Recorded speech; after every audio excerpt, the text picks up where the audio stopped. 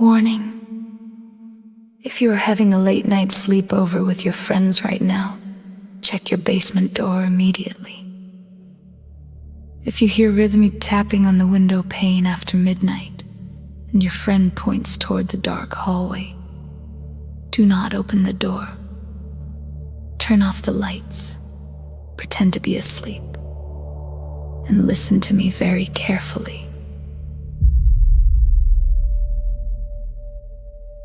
It was supposed to be a fun Friday night sleepover.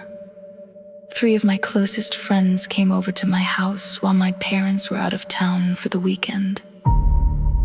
We ordered pizza, built a massive blanket fort in the living room, and spent hours watching scary movies in the dark.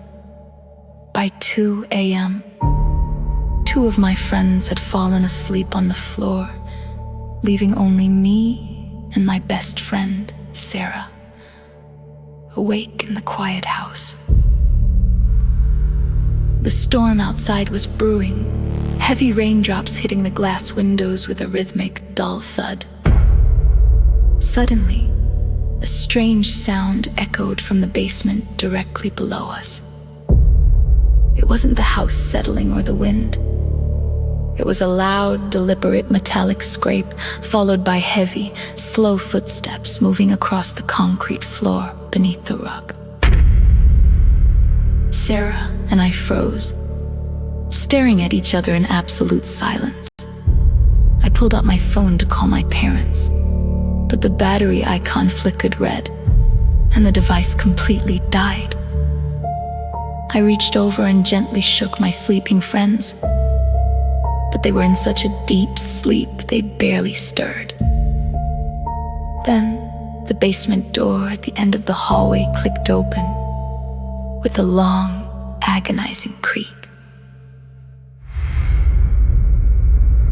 Cold air rushed out from the dark basement stairwell into the warm living room. I pressed my back against the couch, holding my breath until my throat burned. Through the tiny opening of our blanket fort, I watched the dark hallway. A tall, wet shadow stepped out into the dim light, dragging something heavy across the wooden floorboards. The figure didn't look human. Its arms hung unnaturally low, almost touching the ground, and its head was tilted at a strange angle. It stood completely motionless at the edge of our blanket fort for what felt like an eternity. Listening to the quiet breathing of my sleeping friends, I buried my face in my pillow, biting my knuckles to keep from screaming.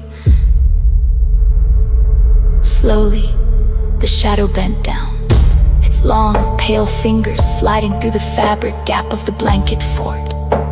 A wet, freezing touch brushed against my bare ankle. I squeezed my eyes shut, paralyzed with raw terror, praying for sunrise. The temperature inside the room plummeted until my breath turned into white mist. A low, rasping voice echoed directly from under the blankets, right beside my ear.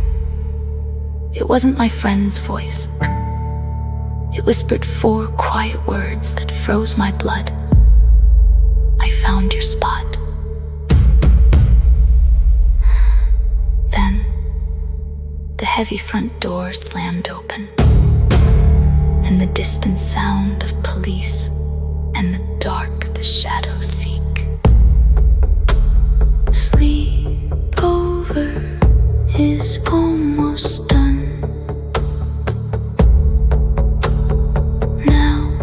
You have